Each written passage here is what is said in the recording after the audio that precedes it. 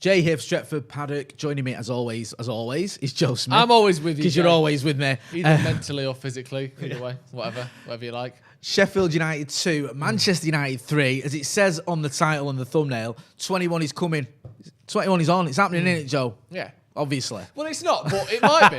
And here's the honest thing is, obviously, we're not favourites to win the title. No one is sat here going, we're going to win the league. No. It's a little bit tongue-in-cheek, but the fact of it is when Tottenham were top of the league, or when Tottenham were winning a few games in a row, oh, here comes Jose, he's going to win the league. When Lampard wins a few games in a row, oh, he's made these signings, he's proven himself to be a great manager.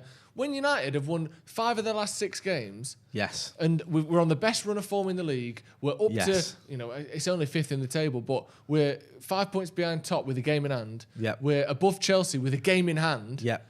It's still, you get asked every day, Ollie out, Ollie in, Ollie out. Is Ollie under pressure after this game? Can we just chill? Can we allow ourselves to have a little bit of excitement, a little bit of optimism, to feel as though maybe we can look towards, bloody hell, we're towards the top of the table, aren't we? We're doing quite well this season, rather than it always being, let's wait for us to lose and then sack the manager. Like, we're doing well this season. We're doing well recently. Let's pretend that in our wildest dreams, if we can stick around, we can consistently do what we've not just been consistent for 2-3 weeks, 5-6 games. We've been the best team in the league since January. Yes. Like, it's not a blip. It's not a moment, a week, a game. It's almost a year. It's 10 and a half months. We've been very, very good as anyone else in the league. Now, I'm not saying we're going to win the league again. I wouldn't put us favourites. I wouldn't bet on United to win the league. But when every other team around us has their run of form, moves up toward the top of the table, gets within touching distance of the top, everyone is quite happy to say, they're in with a shout here, and we're still getting asked, are you Ollie in or Ollie out? Let's just enjoy the fact that we're playing pretty well. We are playing pretty well, and why not? Let's enjoy it. I'm just going to go through some stats for the game. The one stat that matters, of course, is Sheffield United 2, Manchester United 3. Looking at the shots, Sheffield United had 12, we had 14. They had 6 on target, we had 8. They had 40% of the possession, 40.7 is that? We had 58%-ish. Pass completion rate is 73% to them, 83% to us. Clear chances, 1 apiece. Yellow cards, 3 to them, 2 to us. Corners, I think is that 6 and 3.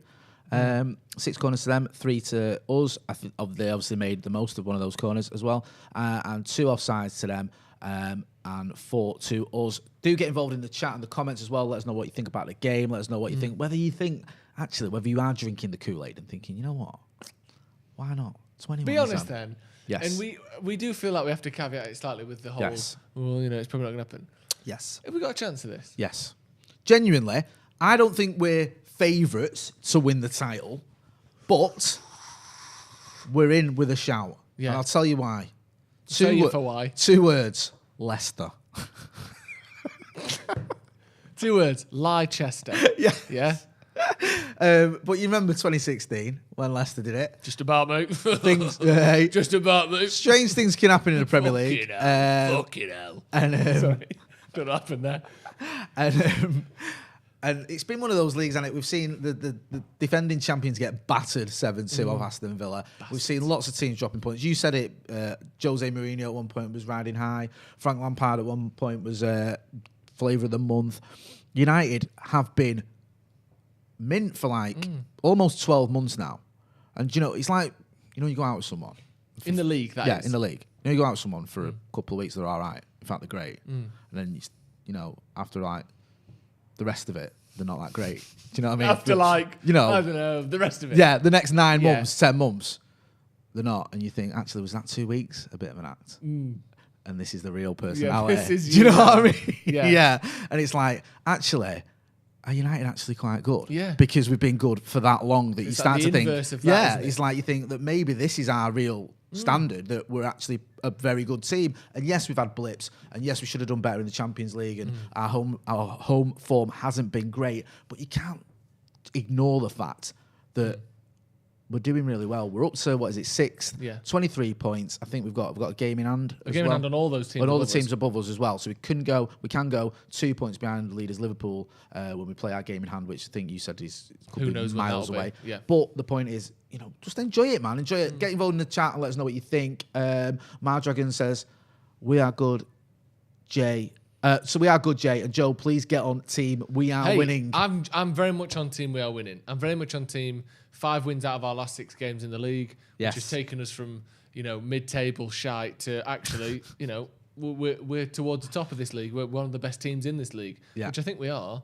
And we had a run of form where you look back at the teams we played in that. It's Everton, Southampton, West Ham, Sheffield United. Yeah. I mean, obviously Arsenal was one before that, but those games recently, they were all winnable games when we went into them. Yeah. And I think we obviously we drew the one game, but West Brom was the other one.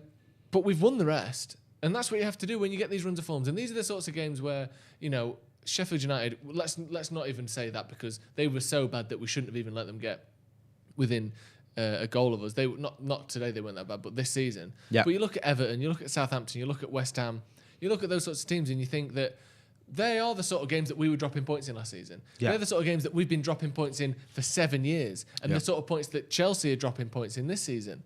Like those middle of the table teams where you go, well, we should be beating them, and we consistently don't. Where now we sort of do.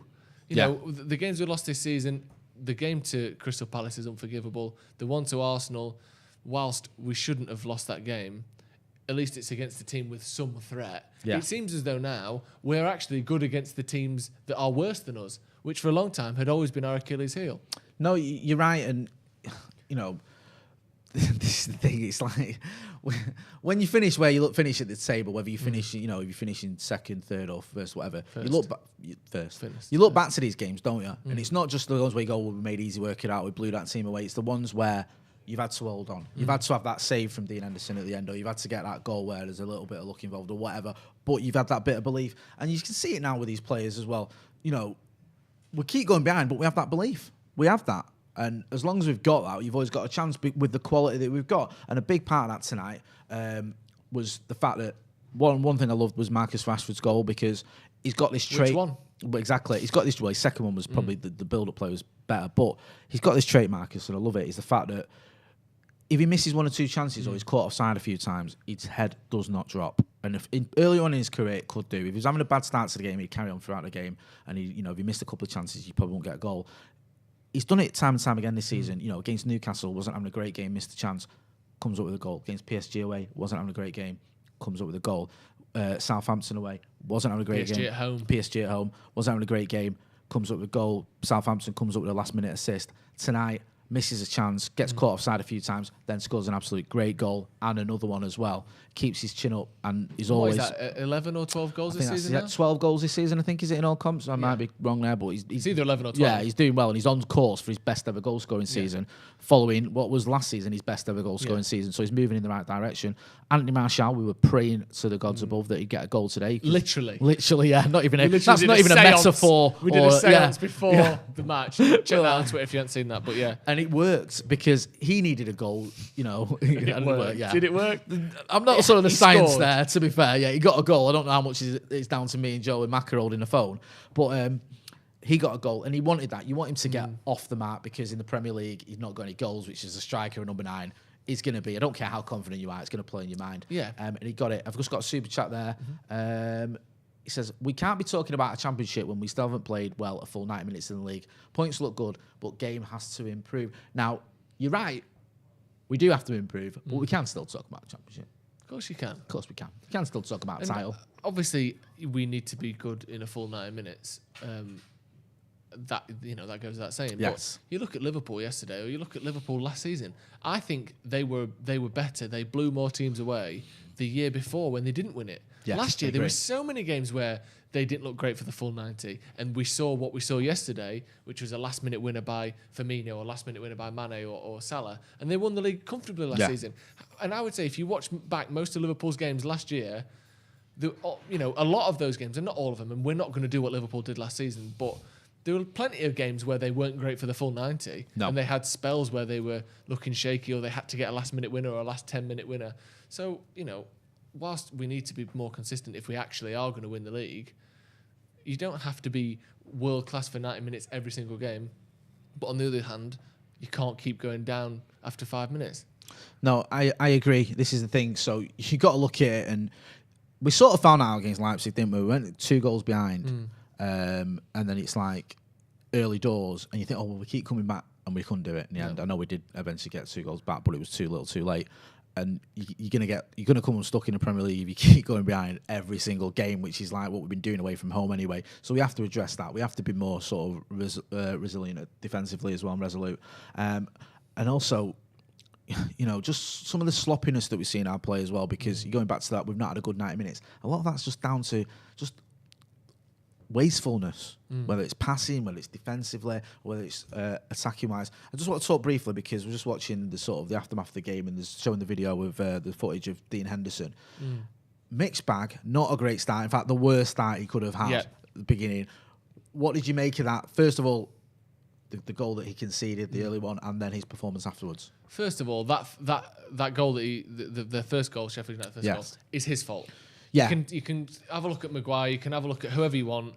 He had enough time to look up, take a touch, look up again, and then get closed down. Like, it's not 1930 where the goalkeepers are just accountants with slightly longer shorts on. Like, this is 2020 football. This is what, when you're a goalkeeper, you have to be able to receive the ball there. Yeah. And if you've got a get out of jail free card or whatever it may be, up your sleeve where, you know what, there was nothing on, I had to kick out for a corner. You know what, there was nothing on, I had to just toe poke it out for a throw in. If you have to do that, you have to do that.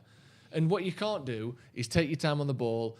It wasn't like the pass was so bad that him and McGoldrick met at the same time. No. He took a touch. Yeah. He took a fine touch, but he's just too long on the ball. I get where you sort of defended Maguire as a defender. It's not his fault. I think like Mackie made the point on Watch Long. He's like, sometimes you want to see centre-backs playing it out more, and I get that. But the two aren't mutually exclusive. It's Henderson's fault. It's definitely Do you know Henderson's what I mean? fault. And he's got to learn from that. But the two things that I'm really happy with after that, one, the saves that he made, and the one in the last couple of minutes especially, I don't think it was the best save in the world, but it was a hugely important save, even if it wasn't a hugely difficult save. Yeah. And the other thing I'm really happy with, I mean, he had another save actually with his leg, McGoldrick at the near post. But the other thing I'm really happy with, and it's not really up to him, is that we won. Yes. Because now you can look back on that mistake as oh look, he made a mistake, but wasn't it part of making the goalkeeper we now know and love? When you're looking back on it. I mean, whereas if we'd have lost this game, it could have been, like you've mentioned, Ben Foster against City, was it? Ben Foster against City. I always sort of look at that as a comparison. Now, Ben Foster, I think he'd been out on loan. Van der Sar was getting on in years. People thought Ben Foster, I think he might have even, very similar to Henderson, broke into the England squad, and everyone's like, he's the man who's going to come in here and take over. I think Van der Sar actually got injured. Ben Foster comes in for the derby, tries to take Tevez on his own box, gets tackled, City score. We win the game 4-3, but massive question marks about him, not just for that goal. I think one of the Bellamy goals as well, he goes down too quick. Then you start to notice, I think there was a Sunderland 2-2 a few weeks later, it might have been 1-1, where he's at fault again. And you just got the impression that United was a bit too much for him, and he never fully recovered from that in terms of his United career. Now, Dean Henderson, very confident lad, been around the club all his life. I know he's been out on loan, but he's been at the club since a youngster. You think that he's got the quality and he's got the confidence that he can learn from tonight and move on from it, and that's what I hope happens. And something as well, ironically enough, or funnily enough, well, it is ironic, we were just praising him for saying, oh, he's playing really well here. Literally, weren't it? As he makes the awful mistakes. I think you were actually saying those words. What happened? When they get because we couldn't see it first because it was just sort of a flash. Well, what happened is, we'll get to that in a second. Yeah. Is they played the ball in from a corner and there was like 6 men clustered at the near post again. The same thing we saw against Southampton. The same thing we've seen, pretty much all season, where you put 7 or 8 men on the near post.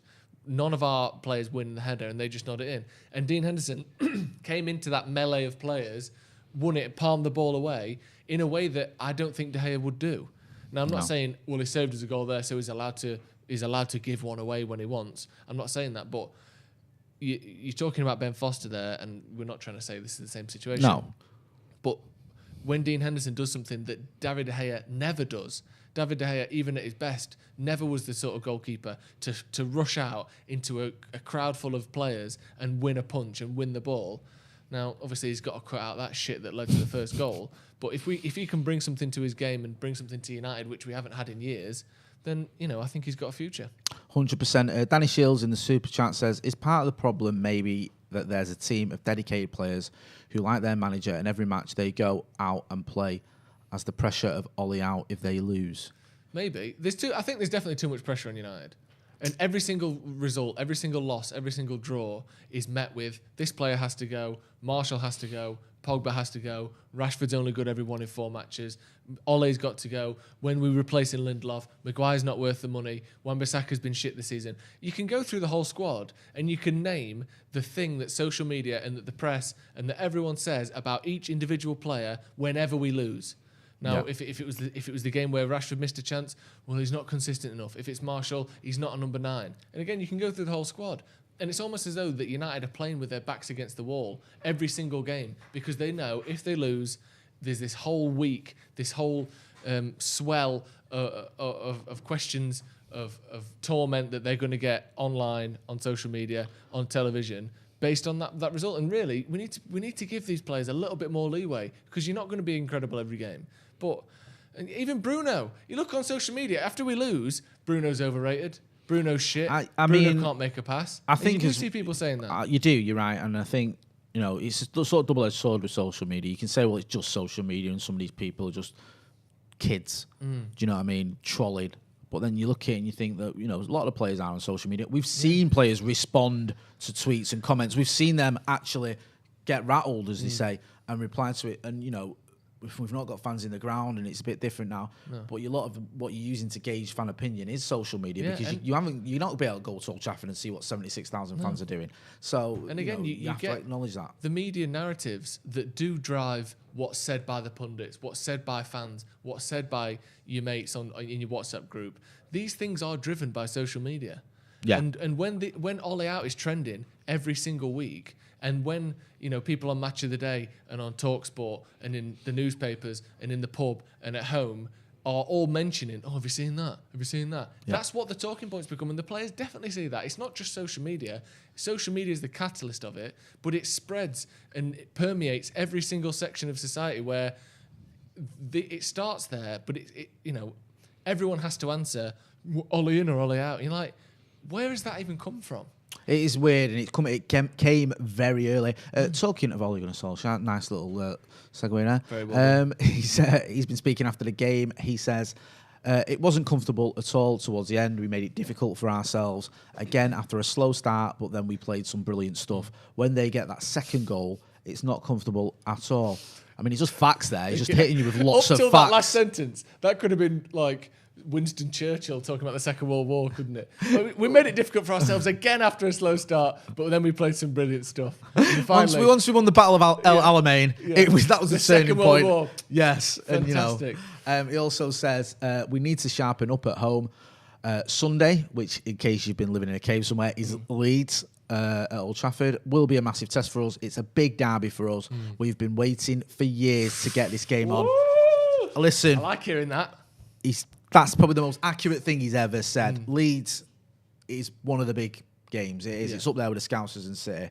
There's a fierce rivalry there. And some of the younger fans may not know about it, but trust me, they hate us and the feeling's mutual. So we don't want to be going into that game with Leeds who've just been, Patrick Bamford's on absolute fire. I'm going to have to eat my words on Patrick Bamford and I hate it. I know. He's like 9 goals, I think he's got this season, which is ridiculous, isn't it? Where that happened? I don't know. So, yeah, he wasn't even this good in the Championship. That's the mad thing. No, and it was like, I thought Patrick Bamford, and the next thing he's like one of the top scorers. You think, oh, great, they're coming to Old Trafford. Yeah, cheers. Yeah. Also, Solskjaer says, we have got good players, and today we found the spaces behind them really well. Why are we winning away from home?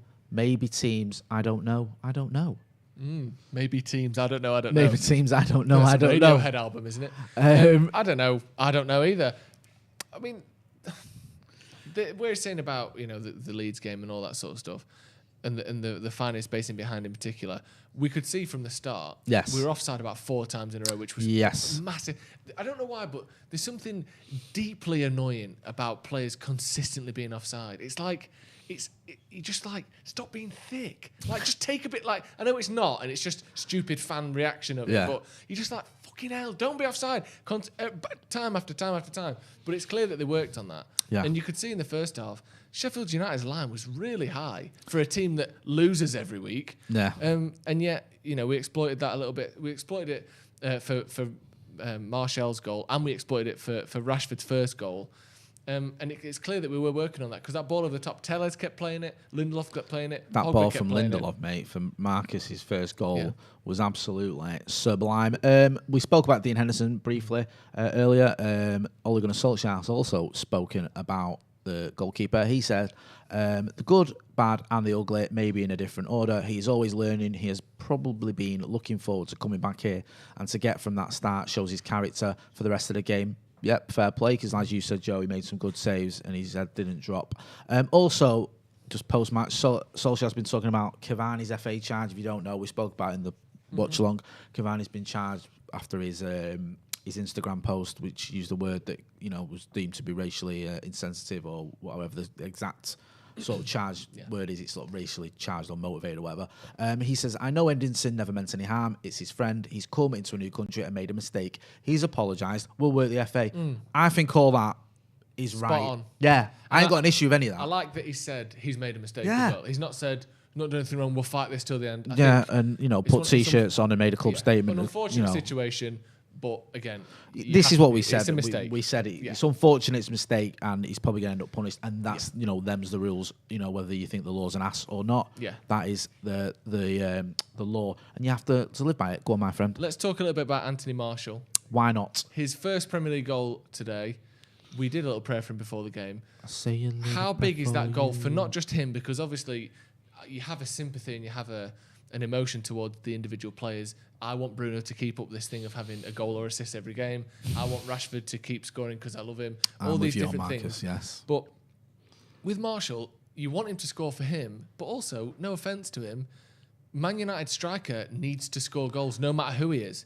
And, you're not in the team because we like you, which we do like you. You're in the team because you're a good goal scorer. So how important is it, not just for him, but for Man United, that we now have a number 9 that's scored a goal in the Premier League this season? It's massively important, and it sort of annoys me a little bit when I'm trolling people, Arsenal fans or whatever, and it's like, well, your number 9 hasn't even got a Premier League goal this season. What are you talking about? Yeah. And you think, there's no excuses there. A player of his quality in a team like Manchester United, which, okay, we're inconsistent, but we do score goals. We do have Bruno Fernandes and Paul Pogba and other players that can help create that. Should be scoring at least one goal in the Premier League this season. And he's done that, and I'm hoping now that's going to be the start of something, because I don't think performance-wise he's been as bad as a lot of people have made out. No. I think he's had some good games, and his link-up play can be very good, but he's a number 9 for United. Yeah. He got that shirt off Romelu Lukaku. Now, I wasn't Lukaku's biggest fan, but no matter what you say about Lukaku, he'll get you goals. I mean, he might come against the lower teams and he might come in patches and, very sort of erratic consistency, but he will get you goals. So if you're going to replace him, which is what he's basically done, you have to get goals yourself. And he did that last season superbly, especially at the business end of the season. He sort of made a cavalier charge to be player of the year almost in a lot of people's eyes towards the end. This season hasn't really got going, got a couple in the Champions League, but hopefully tonight. You said I think you wanted, even if it was a scruffy one off his anything off his hip or and whatever. It ended up being a scruffy one, didn't it? He played through. Ramsdale, the lad, the goalkeeper, made a mistake almost when he came out. Ollie's got some another quote as well I just want to get into quickly.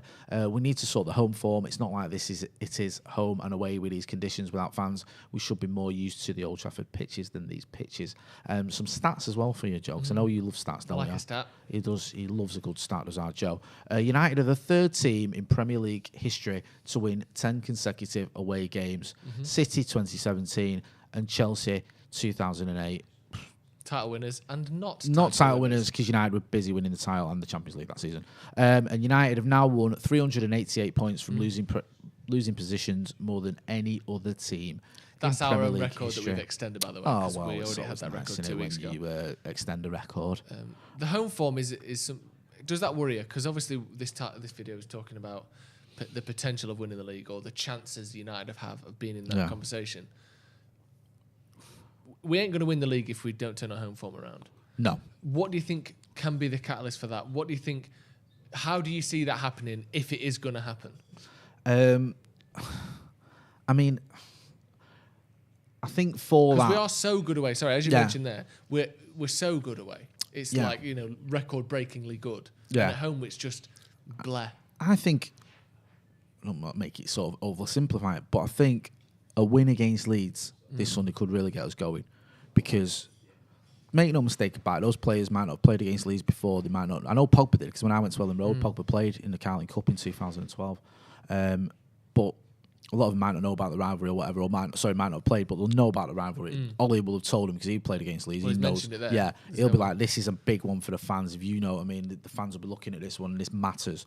And it's so gutting. We've not And got if it fans doesn't matter around. to you, yeah. it matters to the Leeds players. Yeah, and exactly. It matters to their fans. Because they'll know. Yeah. Only, they'll even when they were in the Championship, shoes off if you hate Man U and all that garbage. They know how much Leeds fans hate us. So the Leeds players will know that. So this is the sort of game that he'll have instilled that in his players. They get a result against Leeds at home. Get rid of this sort of nonsense of not always that consistent at home. I think we beat West Brom, Drew City at home, and then if you beat Leeds, okay, that's looking the start of that's form, looking better. Yeah, you keep your away form up, maybe extend your consecutive away wins, or whatever, and then you start thinking, okay, now something's happening. Fans a lot more positivity, because even the Ollie outers, for want of a better expression, are going to struggle to criticise him after we beat Leeds. Or if they do, they'll be on their own, because there's not going to be many people slanging off Ole Gunnar Solskjaer if he gets a win against Leeds United.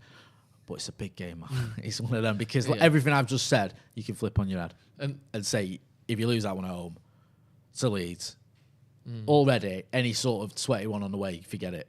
Honestly, I know that sounds daft, but it's just... Yeah, because I think if we win that game, like I said, it's the start of a good run of form at home. 2 wins and a draw in the last 3. That's not much, but it's on the way to something. Whereas if another potential decent run at home, 1 win, 1 draw, and then back to losing, you're back to square one. And then you're looking at it going, if we were to lose, and I don't want to be too doom and gloomy, but that would be your 4th league home defeat at home this season. Yeah. That's ridiculous. Yeah. And you're just not going to win a title doing that. No. And again, the title stuff is obviously massively, we're looking ahead here. But it's only if we want to talk about it, tongue-in-cheek. if you want to talk about it, then we have to stop talking about it, basically. But yeah, it's a massive game, that. And back to talking about Leeds fans being up for it and Leeds players being up for it. If we're as bad in the first 10 minutes as we've been in the first 10 minutes of every game for the last 12 games, or whatever it is, again, it's going to be fucking horrible. Who's that guy who manages Leeds? What's his name? It escapes me. No one ever talks about him. Beelzebub. Yeah, Beelzebub. We know about him from Bilbao, don't we? Make no mistake, he'll have his dossiers and his pie charts and his spreadsheet. Yeah, his spreadsheets out. He'll know exactly every single goal we've conceded and how we've conceded it, and he'll have set his team up right to exploit those weaknesses. So as soon as that first whistle goes at Old Trafford, they're going to be coming at us, and we need to be on the top of our game. But let's face facts. Yes, Patrick Bamford's scoring lots of goals. Yes, the lad is it Calvin Phillips is having a great season. But 11 men against 11 men, how many of those Leeds players get into our team? None. Yeah, exactly. Yeah, we've got to win. Yeah. And, let's forget about that game. We just beat Sheffield United. We just won. One Yorkshire club team mixed up with another. Guys, get involved in the comments as well. Let us know what you thought about tonight. What do you think? Someone said Martial is entering flop territory. He's just scored, so he's coming out of any sort of flop territory, I think. Let us know what you thought about the performance. How worried are you about the fact we're conceding these early goals? Or are you just enjoying the ride of the fact that, we keep coming back from behind and winning, and we've got this 10 consecutive Premier League away wins record? That's, something to shout about, because it's not too shabby, that, is it? Even if we have gone about it in a bit of a crazy way. That is really good. And it is a shame that we've had to do it at the expense of our home form. But the fact that we're winning, anywhere 10 times in a row. Someone said, no, anywhere I can buy Arteta out shirts. No, because we want him to stay. Yeah, you don't want to buy it anywhere. No chance. Leeds will be difficult. Someone's saying yes. Someone's saying FFSJ, we just won the match. Yes, we did. Yeah. You've been so negative towards the weekend. Sorry. Yeah, we've won. You bastard. Happy days. Should we talk a little bit about as well? I know we spoke about it briefly, but Chelsea have lost. They lost the last game. I think they drew the game before that. Yes. Liverpool won, unfortunately, but Spurs. That means Spurs lost. Yes. Man City drew again. All these teams above us. I think Leicester dropped points as well. Yes. This season really isn't going to be like the last few seasons, is it? And one thing to bear in mind, I think, is United are going to drop points. United are going to lose. United are going to draw. Yeah. Presumably quite soon, because that's how things are going. Yeah. We need to kind of have a measured reaction to that when it does happen. If we want any chance of winning any silverware in any competition, yep, we can't. Oh, that's it then. Fucking hell. we've drawn to Leeds, good. End of the world scenario. It can't be this apocalypse if that does happen, because one thing with all the teams that win the league, when you drop points, it's about the next 3 matches after that. So how is it that do you think that we can sort of respond better the next time we do drop points? Because one thing, we saw the players and the home form and stuff. Things become memes and become cycles, and like we're trapped in this bad home form, or all these different things. We're trapped in this ollie in, ollie out thing, where it's not just watching the game. It's where's your political agenda and how does that fit with the game that you're seeing before you? Do you think it's possible, should I say, for United not to overreact the next time we drop points? Because we are going to drop points. Even if we were to win the league, we need to keep our heads together if that does happen, don't we? I mean, when you say United, I'd say you just mean like the fans. Not the Yeah. club. But I mean, and by extension, the players as well. I get that. And I don't think it is possible, because you're always going to have that element. And I think what's happened, especially over the last 12 months or the past, since March, everything has been amplified. Everything has become more dramatic. And we've seen more sort of outrageous reactions to results, to games. We've seen more revisionist theories on everything. Whether it was actually, Ryan Giggs weren't even that good, or Keno in Turin. Scholes got rubbish. like 6 assists. Yeah, so actually, what a look at how good he was. To the fact that you're drawing at home to City and it's Ollie out, and it's like, really, is that where we're at? We're not West Bromwich Albion. We don't sack our managers just for drawing with City. So there has been this sort of. It's just been amplified. Yeah. Everything Everything we had before lockdown has gotten worse and I get it, because people are more sort of, football becomes even more important in a way. You're not at the games, you're not going to the games. A lot more social media becomes a little bit more prominent, and people are just sort of, I wouldn't say losing their minds, it's not really fair, but becoming slightly increasingly irate at things, or increasingly dramatic, and I think that's in danger of happening again. And I don't think that's going to calm down anytime soon. I think especially whilst we're in the middle of this pandemic, I'm not blaming it on the pandemic, because you go back to when we lost 2-0 at home to Burnley before we bought Bruno. Mate, I mean, I think you were there for Paddock. What was Paddock at the time? Alex did the watch along for that one. Yeah, we were watching that day when we did the fan cams and everything when we were Devils, and almost to a man, even Ollie's most ardent fans were like, I think this is it now, isn't it? It's run his course, the Ole Gunnar Solskjaer experiment. Like, we're not going to get top 4, and he's not going to keep his job. And Bruno just changed all that. And then obviously when we had the break, Pogba came back, Martial comes back, we have that run as well. So, we before pandemic lockdown, we did have these sort of views, but they've just been increased, and I think that's going to continue. And I think if we do draw or lose at home to Leeds, you'll see it. No doubt, you'll see it. And it's like there is some people who have an agenda who don't care. We've seen comments like, "I don't care if Ollie wins the league. I don't want him at my club." Ferguson won a treble. Don't care. I don't like the guy. Yeah. It's madness.